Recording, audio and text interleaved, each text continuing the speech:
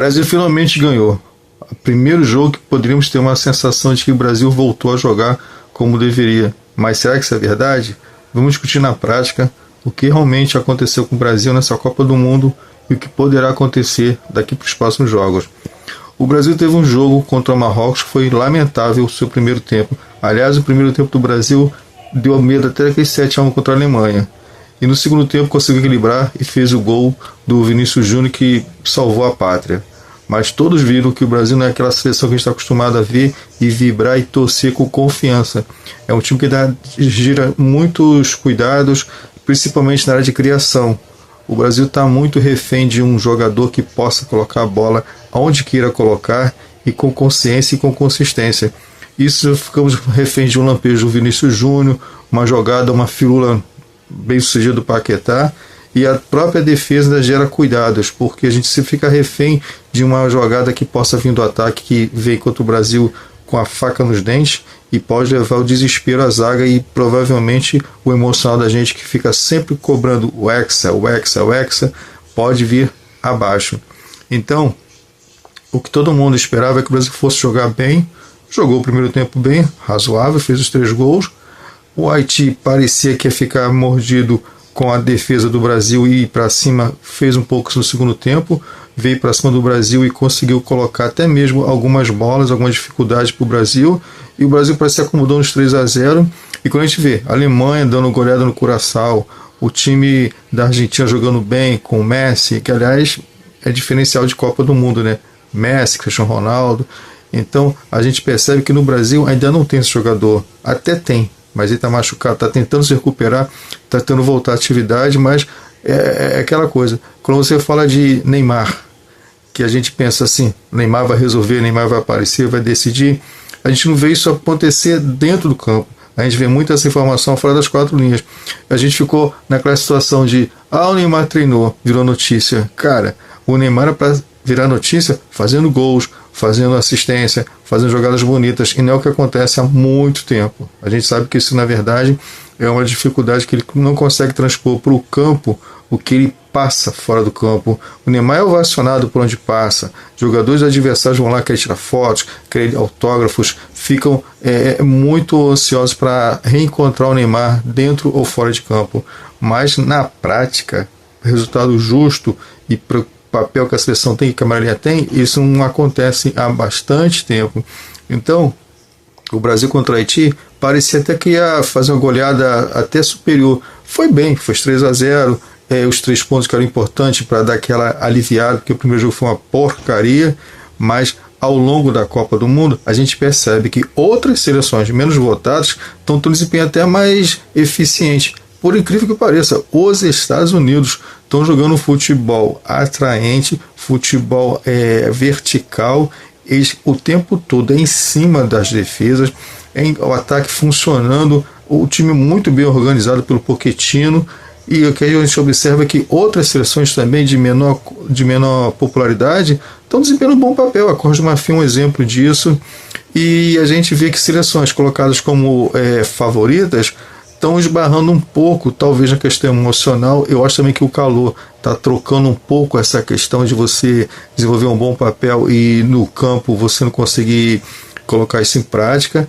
A gente vê, por exemplo, que Portugal, que a gente achava que ia jogar muito bem, que Portugal tem um esquema tático há bastante tempo, mas Portugal não desenvolveu um bom futebol, esbarrou e ficou no empate.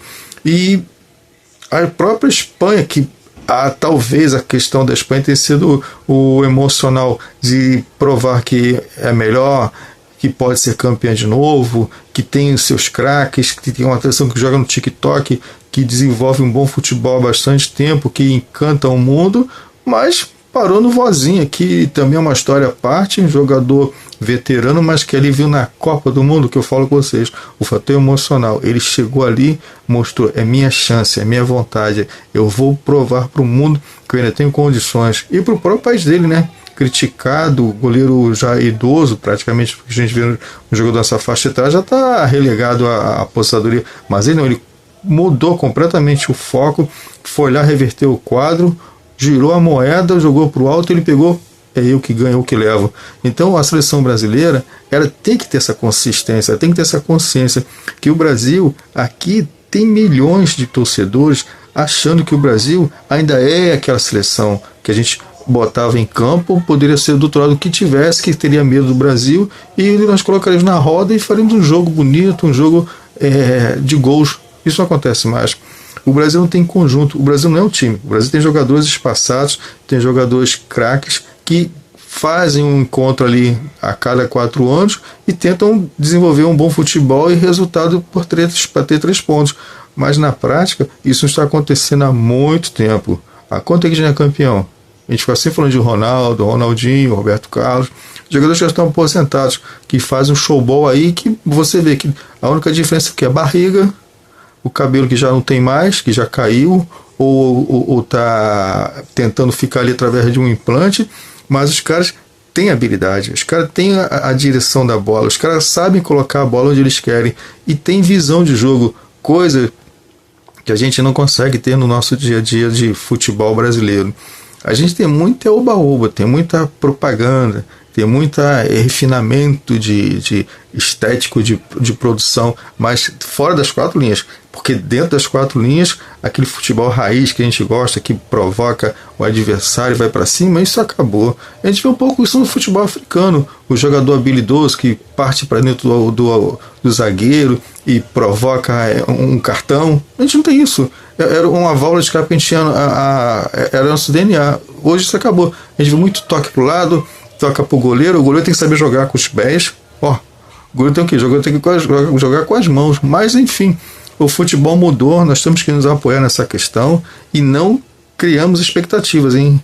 Eu particularmente acho que o Brasil vai conseguir se classificar, a duras penas vai se classificar, mas para outra fase, por pegar adversários que tem conjunto, tem equilíbrio, tem jogadas organizadas, tem um treinador que consegue movimentar de um tempo para o outro, nós temos sérias dificuldades. E se nossos atletas coroados, como Vinícius Júnior, Rafinha, que agora está machucado, sabe voltar, e os próprios moleques que estão no banco, que chegam para decidir, Ryan, Hendrick, não entrarem, e não entrarem com estrela, não entrarem com vontade, nós temos sérias dificuldades, porque o próprio Ancelotti, você vê que ele não está totalmente à vontade na seleção, você vê que ele está um pouco perdido, está irritado em algumas situações, em algumas entrevistas, ele denota desconforto, mas ele está no papel de comandante, e ele tem que provar isso dentro de campo, que ele é o campeão laureado do Real Madrid, de outros lugares ele passou, e tem que provar isso para a gente dentro de campo, mas até então está tendo uma dificuldade. Então outras seleções estão se destacando, que de menor conhecimento, como eu falei com vocês, Estados Unidos, e a própria Costa do Marfim também está jogando muito bem. E outros que pareciam que iam se destacar até agora não veio como o fiel da balança. A própria Espanha é um caso dessa questão que eu estou falando para vocês. A Argentina está indo bem. Agora, os Estados Unidos está me surpreendendo. É um futebol agudo pro gol o tempo todo, e diz, né, que nos Estados Unidos o futebol não beneficiou um papel de destaque, porque o americano entende 0-0, o pessoal vibra 1-1, eles gostam de ser para cá, acostumado com basquete, gostam de vir para cá assim, elevados, de muitos gols, e o futebol não tem muito essa questão, né? É um jogo ou outro que tem muitos gols, então o americano relega um pouco o futebol por causa disso, mas esse estão há muito tempo treinando, e americano é chato, quando quer uma coisa ele vai lá e quer ser o melhor do mundo, e parece que o futebol estão conseguindo, com as mulheres eles conseguiram fazer esse papel muito bem feito, agora no futebol masculino, e parece que estão conseguindo encontrar a fórmula, pegaram um treinador que conhece o riscado, que é o Pochettino, e dentro do campo eles estão provando, tem um fator torcida, que é fundamental para eles, e tem a questão também do clima, que é muito calor, a galera sofre muito calor, eles estão acostumados, né? E são jogadores assim que vêm de outras nacionalidades, que nasceram em outros lugares, estão lá se encaixando no país, estão gostando do futebol, então parece que é o time que gosta de jogar bola. E o Brasil, por enquanto, você vê que tem raras exceções, né? Um ou outro que se destaca, e você vê que é um time que já está cansado, é um time idoso.